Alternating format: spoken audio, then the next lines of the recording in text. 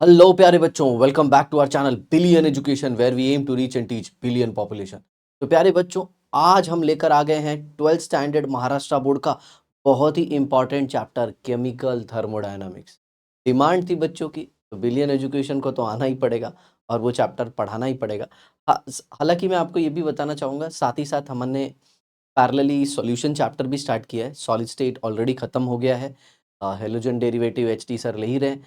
तो पूरा आपको केमिस्ट्री, बायोलॉजी सब मिल जाएगा बिलियन एजुकेशन पे। कोई टेंशन वाली बात नहीं है, आप बस पढ़ते रहिए। समझ में आया? और आपको आने वाली तकलीफ़ें हमें, ठीक है प्यारे बच्चों? तो आपको करना क्या है, आपको चैप्टर को स्टार्टिंग से पढ़ना है, क्योंकि इसके जो स्टार्टिंग वाले टर्म है ये आगे जाके यूज़ होंगे। अगर बीच में कहीं पे आप घपला कर देते हो, तो भाई चैप्टर फिर एंड में तकलीफ़ देगा। और एंट्रेंस पॉइंट ऑफ व्यू बहुत ही आया समझ में?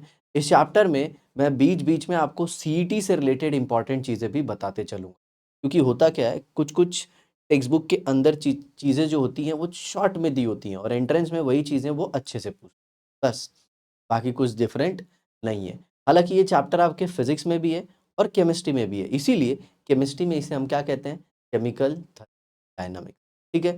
नोट्स आपको हमारे टेलीग्राम चैनल पे मिल जाएगा। जैसा मैं लिख रहा हूँ ऐसा डिक्टो।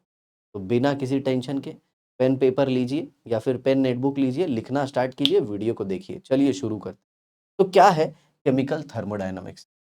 Chemical related to chemistry and thermodynamics. तो थर्मोडायनामिक्स में ये जो थर्म टर्म है, इसका मतलब वो होता है हीट। लेकिन इसे हम ले लेंगे क्या?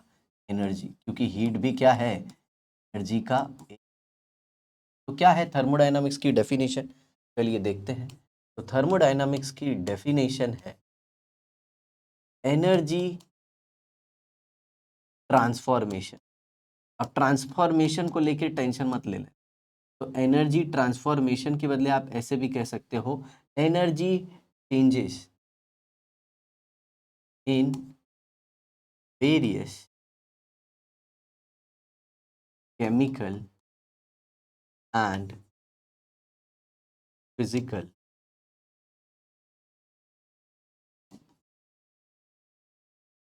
प्रोसेस। अलग अलग केमिकल और फिजिकल प्रोसेस में जो एनर्जी का ट्रांसफर होता है उसे ही हम क्या कहते हैं? थर्मोडायनामिक्स। सर जैसे एग्जांपल बताइए। सॉलिड का लिक्विड में चेंज होना, लिक्विड का गैस में चेंज होना, क्या है मेरे भाई? जी हाँ, हीट का एब्जॉर्प्शन हो रहा है। हीट यहाँ से वहाँ जो सब्सटेंस है उसके स्टेट को चेंज कर रहा है। और केमिकल ट्रांसफॉर्मेशन क्या है? जब कोई केमिकल रिएक्शन हुआ तो उसमें हीट रिलीज हुई या फिर एब्जॉर्ब हुई या फिर एनर्जी एक फॉर्म से दूसरे फॉर्म में कन्वर्ट हो रही। समझ में आया? तो जितना भी एनर्जी से रिलेटेड चेंजेस हैं केमिस्ट्री में, वो सब हम डील करने वाले हैं किसमें? Chapter called as thermodynamics. तो चलो प्यारे बच्चों, स्टार्ट करते हैं। ये देखो, इस चैप्टर को आपको जब भी स्टार्ट करना होगा ना, तो इस पे कुछ टर्म्स पढ़ने होंगे। तो देखो यहाँ पे terms involve in thermodynamics. Terms involve in what? Thermodynamics. Thermodynamics में कौन कौन से टर्म इन्वॉल्व हैं वो देख लीजिए। अगर आपने इस टर्म को अच्छे से, तो आपका काम हो, ठीक है? एक एक चीज को ध्यान से सुनो। तो पहला जो टर्म आता है प्यारे, उसे हम कहते हैं सिस्टम। अच्छा, ये सिस्टम क्या है? ऐसे कोई भी चीज, ऐसे कोई भी चीज जिसे आपने सिलेक्ट कर लिया क्या? थर्मोडायनामिक इन्वेस्टिगेशन के लिए, उसकी थर्मोडायनामिक्स के, उसके हीट के चेंजेस के फीचर्स को पढ़ने के लिए, तो उसे ही आप सिस्टम। समझ में आया? मान लीजिए प्रीति की पढ़ाई करने वाले हो। सर प्रीति कौन? अरे वही जो बेख्याली में भी ख्याल आए। तो प्रीति क्या हो गई आपकी? समझ में आया? आया ना? तो यहाँ पे सिस्टम क्या है? The part of universe. Sir universe क्यों लिखा गया? जी हाँ, ब्रह्मांड के किसी भी चीज को आप ले सकते हैं। Part of universe which is under thermodynamic investigation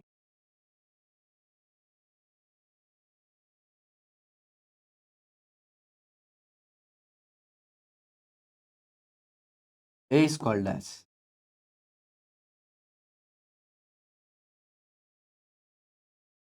ऐसी कोई भी चीज जिसके ऊपर आप थर्मोडायनामिक्स का इन्वेस्टिगेशन कर रहे हो उसी को क्या कहेंगे, सिस्टम। समझ में आया? मेजॉरिटी ऑफ द टाइम इस चैप्टर में सिस्टम हम कैसे बताएंगे प्यारे बच्चों, ये एक ले लेंगे सिलेंडर, और सिलेंडर के अंदर हमने क्या लगा दिया, ये एक पिस्टन। समझ में आया? जी हाँ। और इसी के अंदर क्या भरी हुई है, ये गैस, और इसी गैस की हम पढ़ाई कर। समझ में आया? जी हाँ। तो ये पूरा जो सिस्टम है, ये पूरी, ये हमारा क्या हो गया, ये हमारा सिस्टम हो गया, क्योंकि गैस में होने वाले चेंजेस को हम पढ़ेंगे। ठीक है, सिलेंडर लिया, सिलेंडर के अंदर गैस भरी और फिर उस पर क्या लगा दिया, मूवेबल पिस्टन, तो ये हमारा क्या हो गया, सिस्टम। आ गया समझ में? चलिए दूसरे टर्म को पढ़ते हैं। तो आई होप आपको समझ में आ गया होगा कि ब्रह्मांड की किसी भी चीज को सिलेक्ट करो थर्मोडायनामिक की पढ़ाई के लिए, तो उसे हम कह देते हैं क्या, किसी को भी सिलेक्ट कर सकते।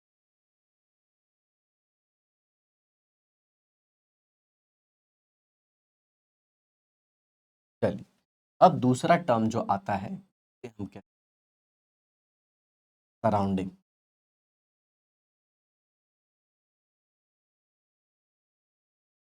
अब सिस्टम को छोड़ के जो कुछ भी आपने सिलेक्ट किया उसे हम क्या कहेंगे प्यारे बच्चों, उसे हम कहेंगे सराउंडिंग। जैसे इस पिस्टन को छोड़ के, पिस्टन को छोड़ के, इस सिलेंडर को छोड़ के, इस गैस को छोड़ के जो कुछ भी बचा है उसे हम क्या कहेंगे, सराउंडिंग। तो इस ब्रह्मांड का वो हिस्सा जो सिस्टम के अलावा है उसे क्या कहोगे, सराउंडिंग। तो हम क्या है, सराउंडिंग की डेफिनेशन क्या लिखने वाले हैं, the part of universe,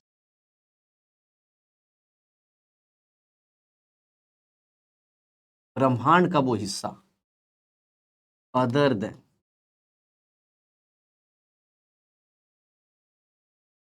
system is called as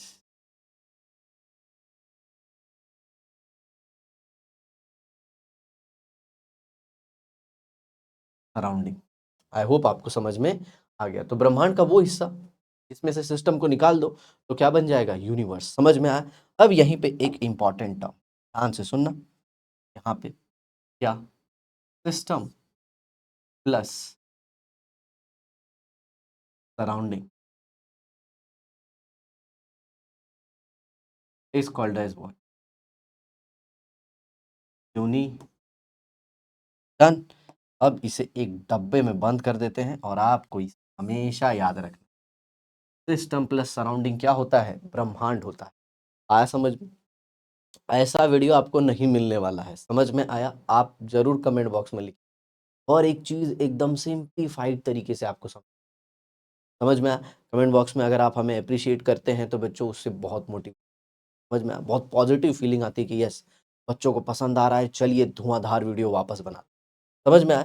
अब यहीं पे सीईटी पॉइंट ऑफ व्यू से इंपॉर्टेंट चीज बताऊंगा, ध्यान रखना क्या, MHT CET point of view से बहुत ही important.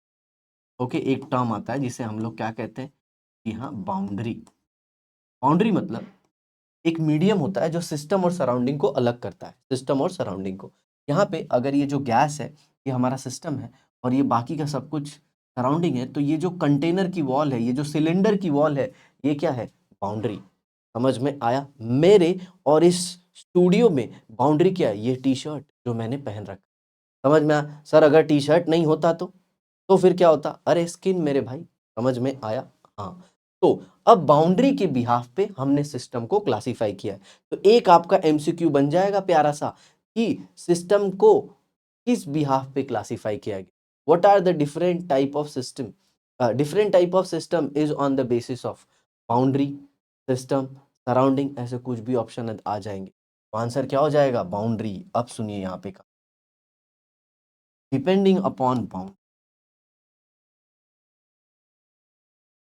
Depending on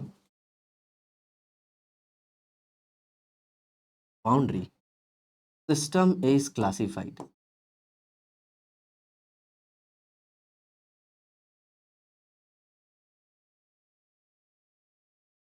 into three type।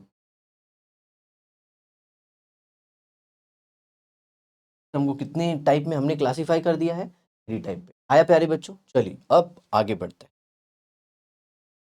अब आ जाते हैं हम अपने सबसे पहले वाले सिस्टम पे, that is called as open system. Sir open मतलब खुला खुला, जी हाँ, सब कुछ खुला हुआ है इस सिस्टम, कुछ भी छुपा हुआ नहीं है। यहाँ पे खुले का मतलब है एक ऐसा सिस्टम जो अपनी सराउंडिंग के साथ एनर्जी और मैटर दोनों को शेयर एक्सचेंज करता है। Exchange will be a better word.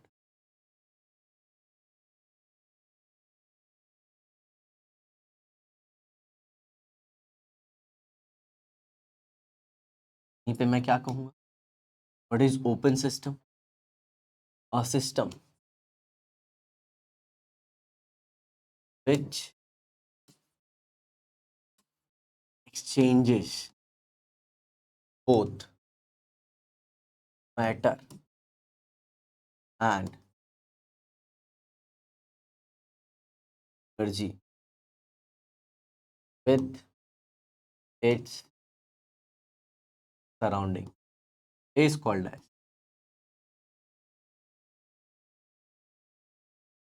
Open. एक ऐसा सिस्टम जो अपने सराउंडिंग के साथ मैटर और एनर्जी दोनों को शेयर करता है, समझ में, एक्सचेंज करता है, लेता है, देता है, कुछ भी बोलिए, उसे हम क्या कहते हैं, ओपन सिस्टम। समझ में आया? चलिए, इसके लिए आप एक एग्जांपल ले सकते हैं, किसकी? गरम चाय की प्याली हो, समझ में आया कि कोई उसको पिलाने वाली हो, ना, ना, ना, ना, ना, ना। एक गरम चाय की प्याली है प्यारे बच्चों, और इसमें से निकल रही है वेपर, है समझ में, वेपर।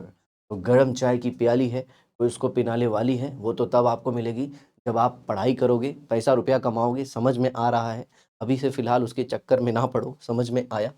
तो ये देखिए, इसमें जो हॉट कप ऑफ टी है, समझ में आया, it is a cup in which T is hot. तो ये जो गरम चाय है, या फिर कॉफी ले लीजिए, जो कॉफी गरम है, ये क्या कर रही है, ये वेपर बाहर दे रही है। तो ये वेपर क्या है?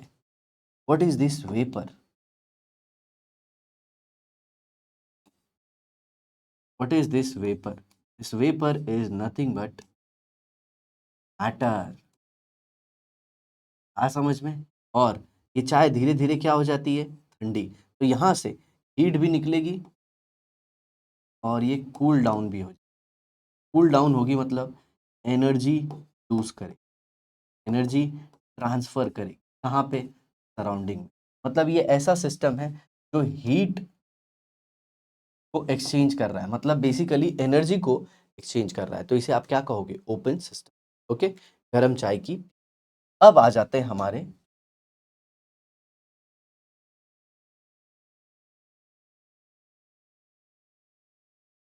सेकेंड वाले पार्ट में। सर वो क्या है? जो सेकेंड पार्ट है वो है close system.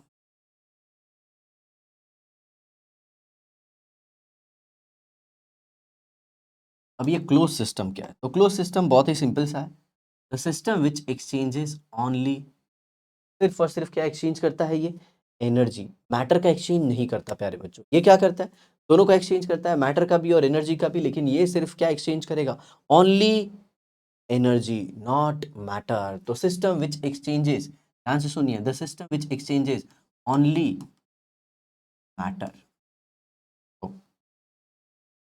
System which exchanges only energy, पे लिख देते हैं।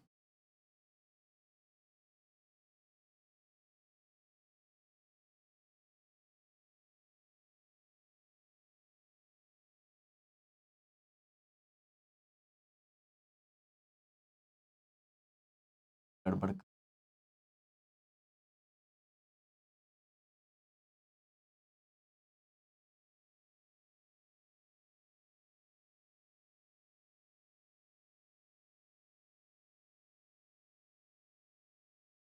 सिस्टम विच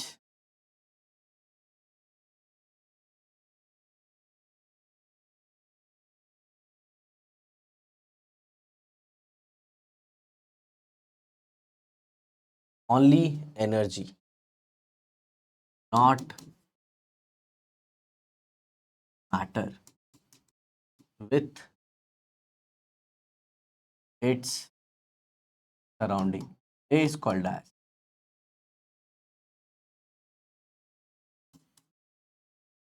क्लोज सिस्टम, हम क्या कहेंगे, इसे बंद सिस्टम कहेंगे प्यारे बच्चों। आई बात समझ में? तो करना क्या है, ये जो गर्म चाय की प्याली है ना, इसे सॉसर से कवर कर दीजिए। इससे कवर कर दिए, सॉसर। सर ये सॉसर क्या होता है सर? वेरी सिंपल, वो चाय की तरशली होती है ना, इसमें आप ऐसे फूक के पीते हो, जी हाँ, उसी से ढक दीजिए या फिर किसी भी प्लेट से ढक दीजिए। तो एग्जाम्पल क्या हो जाएगा इसका, hot cup of coffee is covered with,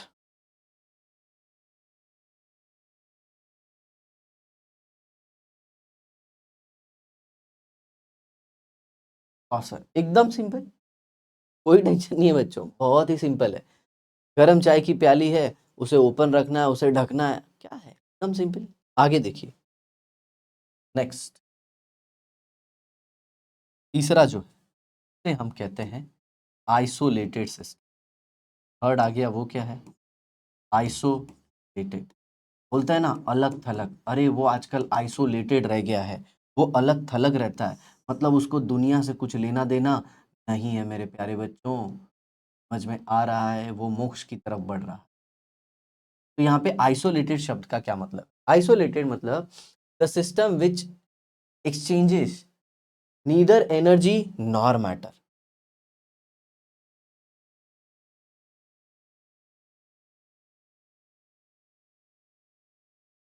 neither energy और मैटर। आप इसे सिंपल लैंग्वेज में पूरा लिखिएगा, मैं आपको शॉर्ट फॉर्म में बता रहा हूँ क्योंकि आपको याद होना चाहिए। The isolated system is the system which exchanges neither energy nor matter with its surrounding. जो ना तो एनर्जी को एक्सचेंज करे और ना तो मैटर को।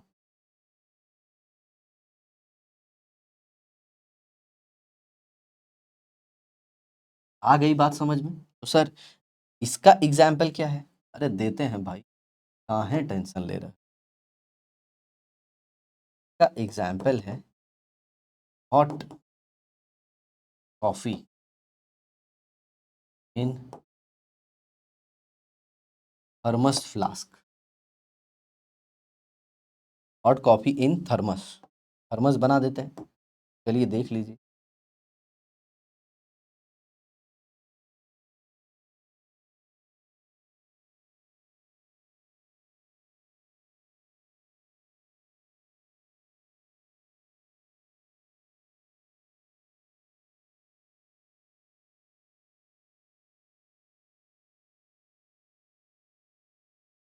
ये इंसुलेटिंग मटेरियल है अंदर, और इसी के अंदर आपने क्या कर दिया, इसी के अंदर आपने अपनी कॉफी रख दी। अब ये जो कॉफी है,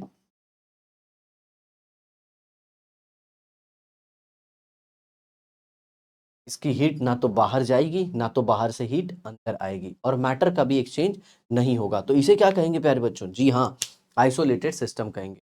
अब यहीं पे एक बहुत ही मस्त वाला एग्जाम्पल दूंगा मैं आपको। अगर कभी कुछ पूछा जाए कि सबसे परफेक्ट एग्जाम्पल क्या है आइसोलेटेड सिस्टम का, ध्यान से सुनो, सीटी का क्वेश्चन है, a perfect example for isolated system, तो आप उसका आंसर लिखोगे प्यारे बच्चों, परफेक्ट आइसोलेटेड सिस्टम जो है वो यूनिवर्स है।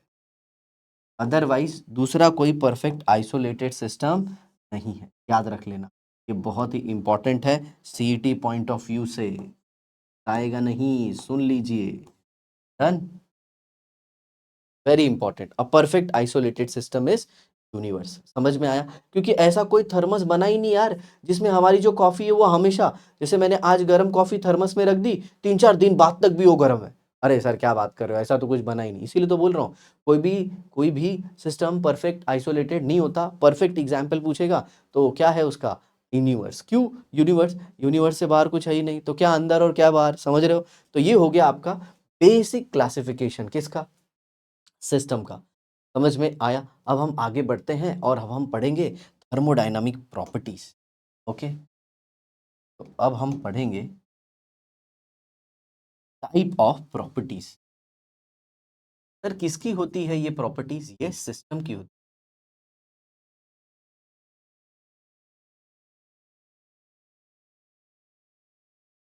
आप कह सकते हैं types of properties.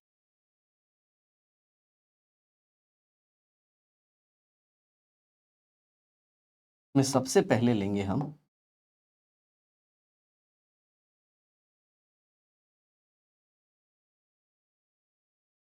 Extensive property.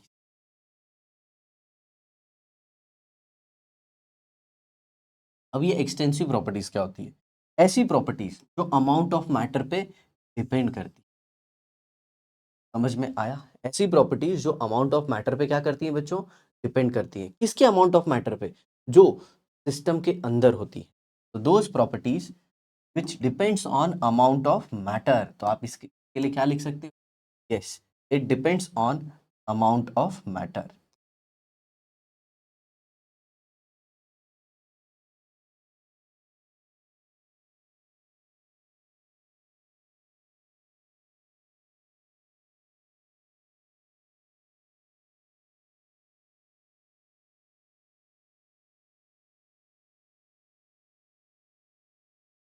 ऐसी प्रॉपर्टीज जो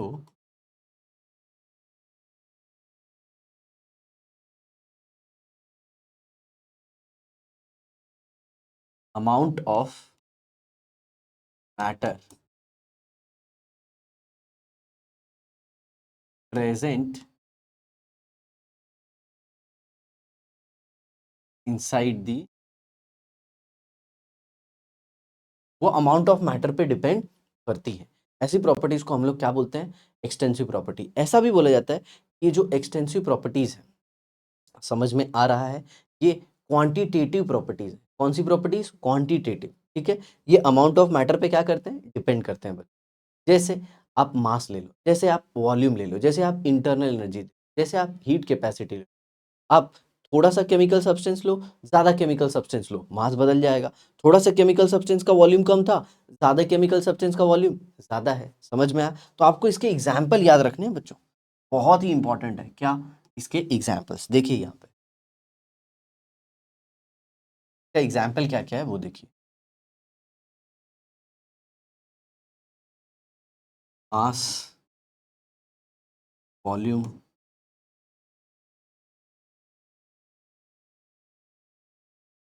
हीट कैपेसिटी, इंटरनल एनर्जी पर ऑफ।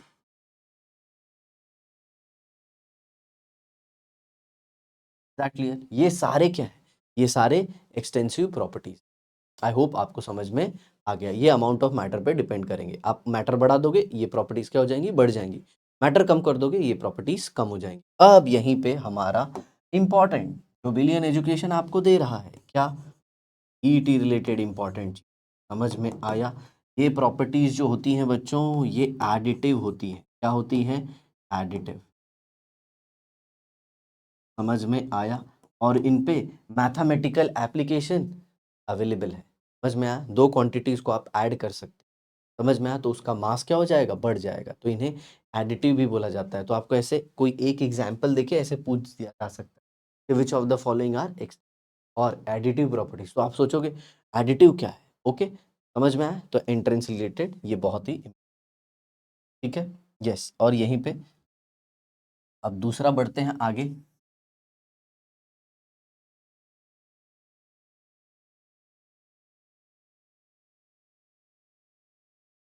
अब इसी का ऑपोजिट आता है। Opposite in the sense intensive property.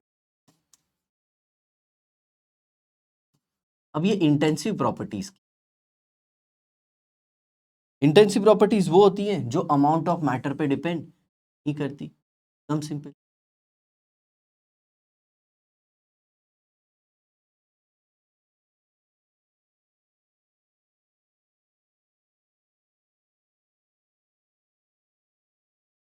What are intensive property? Which are independent of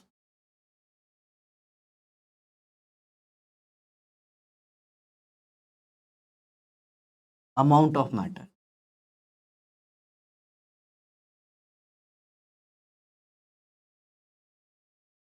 present inside the system.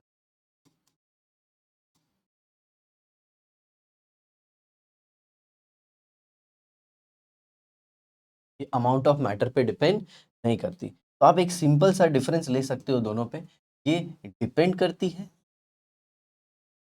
और यहाँ पे ये डिपेंडेंट। एग्जैक्टली, एक डिपेंड कर रही है और दूसरी क्या है, इंडिपेंडेंट है। अब इसके भी एग्जाम्पल ले लेते हैं, लगे हाथ। इसके एग्जाम्पल क्या है? तो इसके एग्जाम्पल है प्यारे बच्चों, melting point,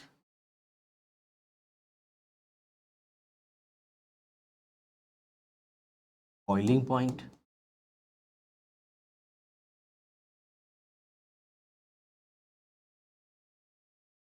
density, melting point, boiling point, solid का मेल्ट होना, लिक्विड का बॉईल होना, डेंसिटी। ओके, अब सरफेस टेंशन, विस्कोसिटी। आ रहा है समझ में?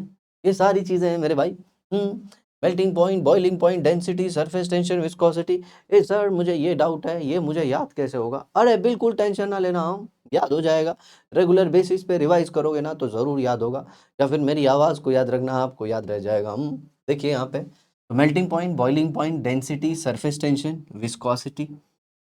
ओके, और यहीं पे एक इंपॉर्टेंट चीज है, स्पेसिफिक हीट। सर ये तो लेफ्ट में भी लिखा है। अरे बांगड़ू, इधर ध्यान से देखो, हीट कैपेसिटी नहीं है यहाँ पे, हीट कैपेसिटी है, समझ में आया? और यहाँ पे स्पेसिफिक हीट है, दोनों में बहुत डिफरेंस है। आगे समझ में? तो melting point, boiling point, density, surface tension, viscosity, heat capacity, और भी बहुत सारी है। समझ में आया? अब देखिए, ये क्यों इंडिपेंडेंट है, ऐसा क्यों बोला जाता है ये अमाउंट ऑफ मैटर पे डिपेंड नहीं करती? प्यारे बच्चों, आप एक बूंद पानी लो या एक ड्रम पानी लो, दोनों का डेंसिटी सेम होगा। सर कैसे, मुझे नहीं समझा। ओके, एक बूंद पानी ले लिया आपने तो उसका डेंसिटी क्या होगा? 1 ग्राम/1 ml। तो आपने ढेर सारा पानी ले लिया तो उसका मास भी तो बढ़ गया। जैसे मान लीजिए एक बूंद पानी ले लिया तो क्या था, 1 ग्राम था सपोज उसका मास, तो उसका वॉल्यूम कितना, 1 ml। मान लो आपने 5 ग्राम ले लिया तो 5 ग्राम अपॉन वट, 5 ml। समझ में आ रहा है? तो रेशियो तो हर बार 1:1 ही आ रहा है। समझ में आया? तो आप कितना भी अमाउंट लो, ये अमाउंट ऑफ मैटर पे डिपेंड नहीं करेगा। इसीलिए इसीलिए हम इसे क्वालिटेटिव प्रॉपर्टीज भी बोलते हैं। क्या बोलते हैं? Qualitative property. Is that clear? और एक इंपॉर्टेंट पॉइंट, कहाँ से? जी हाँ, entrance point of view. Entrance point, समझ में आया? The ratio of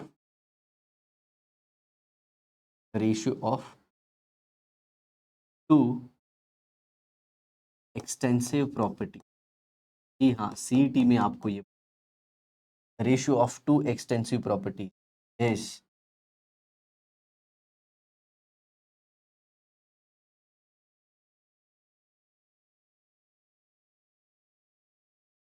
extensive.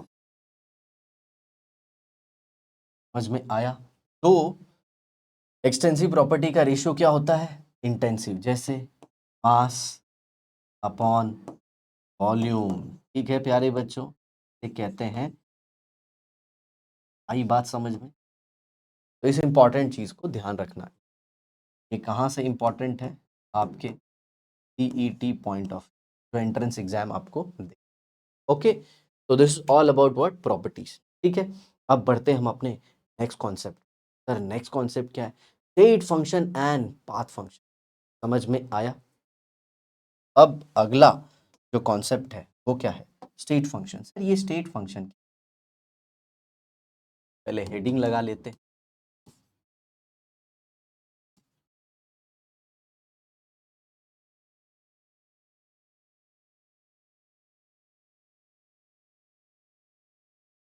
इसके लिए एक एग्जाम्पल ले लेता हूँ, एग्जाम्पल से आपको बहुत अच्छे से समझे। तो हम ले लेते हैं एक पहले,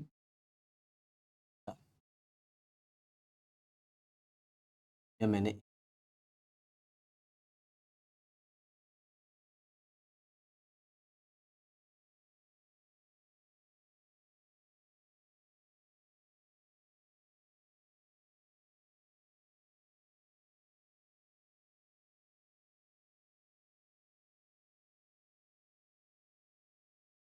सिलेंडर के अंदर ले लिया।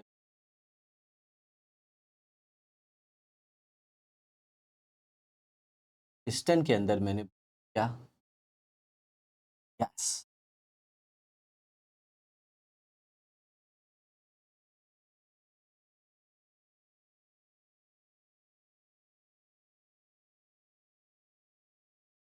और ये जो हमारा सिस्टम है, पूरा सिस्टम, मान लीजिए में जो प्रेशर है वो P1 है और P1 is equal to 1 atmosphere है,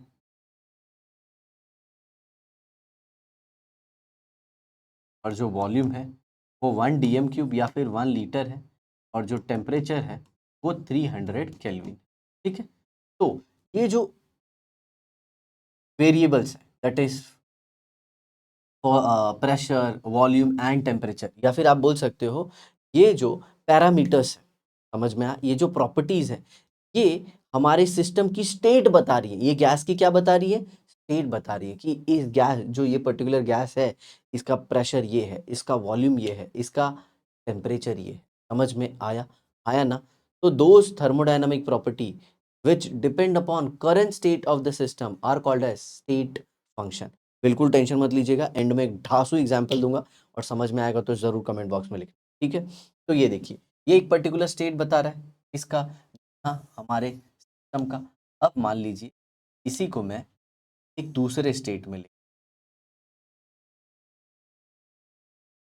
चलिए जरा ध्यान से देखना, मैं आपको समझाने की कोशिश करूँ, कोशिश क्या, आपको समझ में ही आ जाएगा।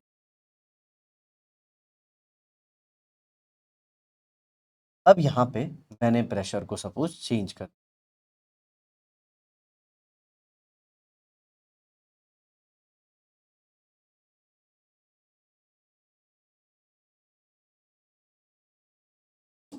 अब प्रेशर को चेंज कर दिया, प्रेशर को कितना रख दिया मैंने बच्चों? नाउ प्रेशर इज 2 एटमॉस्फेयर, या फिर ऐसे कर दें, नाउ प्रेशर इज 0.58, वॉल्यूम कितना हो गया? 2 dm³, और यहाँ पे टेम्परेचर कांस्टेंट रखा है 300 केल्विन। जो वॉल्यूम है अब वो बढ़ गया, पिस्टन है ये ऊपर चला गया। ठीक है, यहाँ से गैस को भी थोड़ा फैला देते हैं।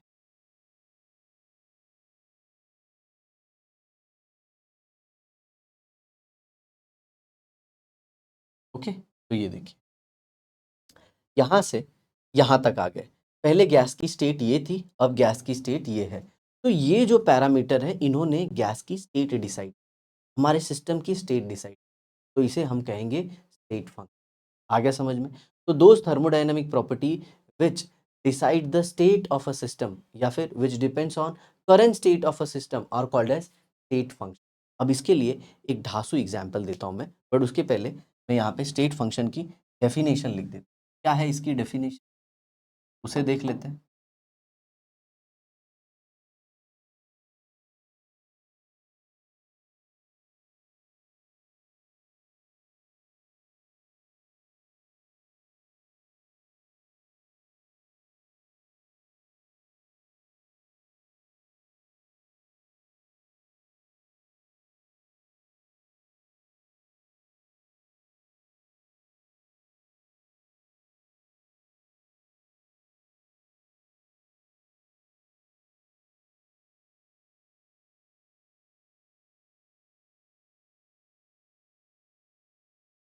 Those thermodynamic function which depend on current state of are called as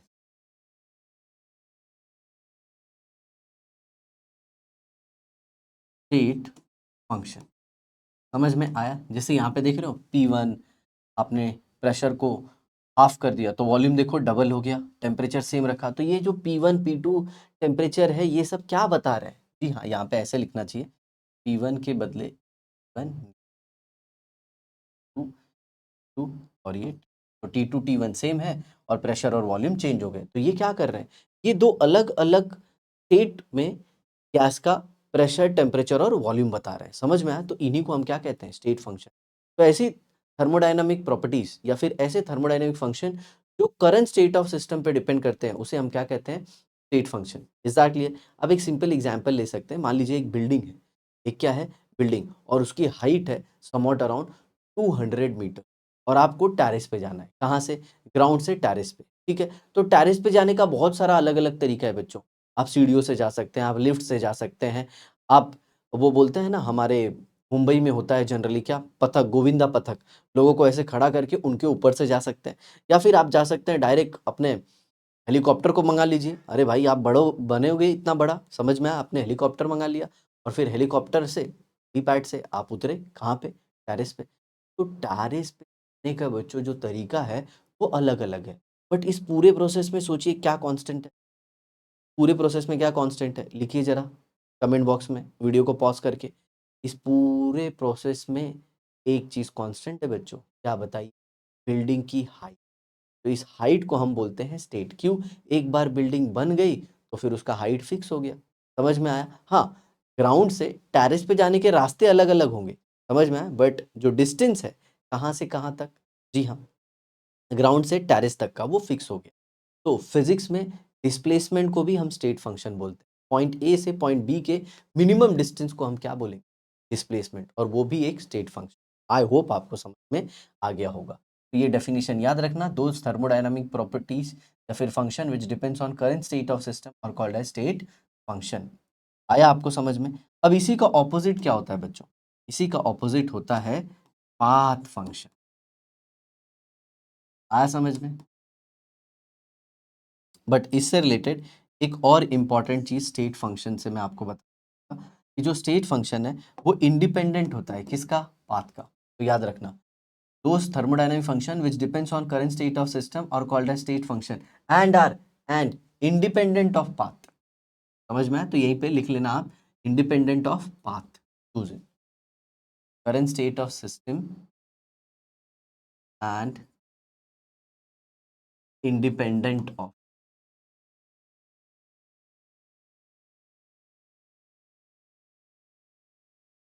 path। क्या? बिल्डिंग पे टेरेस पे जाने का रास्ता अलग अलग था, समझ में आया? उसके ऊपर डिपेंड नहीं करता है, उसे हम क्या कहते हैं? State function. And what is path function? Yes, it depends on what? Depends on path. आपने कौन सा रास्ता चुना है, वेरी सिंपल। आगे समझ में? इसके भी एग्जाम्पल ले सकते हो आप पाथ फंक्शन के। पाथ फंक्शन के आप कौन कौन से एग्जाम्पल ले सकते हो? यस, वर्क, और दूसरा आ जाएगा हीट। समझ में आया? सर इसका भी एग्जाम्पल दे दो स्टेट फंक्शन का। ले लो भाई, प्रेशर है, टेम्परेचर है, वॉल्यूम है, नंबर ऑफ मोल्स है, ये सारे भी किस में आते हैं? जी हाँ, स्टेट फंक्शन। ठीक है, बिल्कुल आपको टेंशन नहीं लेना, सारी चीजें आपको यहीं पे समझ। तो path function depends on path chosen, that is work and. ठीक है, तो वर्क एंड हीट से रिलेटेड जो चीजें हैं प्यारे बच्चों, ये हम आपसे डिस्कस करेंगे अपने नेक्स्ट एप। आई होप आपको यहाँ तक सब कुछ बहुत ही ढांसू तरीके से समझ में आया होगा। वीडियो को अपने दोस्तों के बीच शेयर कीजिए, और अभी अभी तक आपने चैनल सब्सक्राइब नहीं किया है तो इस चैनल को भी सब्सक्राइब कर दीजिए और बेल आइकन को प्रेस कर दीजिए। तो चलिए मिलते हैं नेक्स्ट एपिसोड में, तब तक के लिए बाय बाय। Bye bye.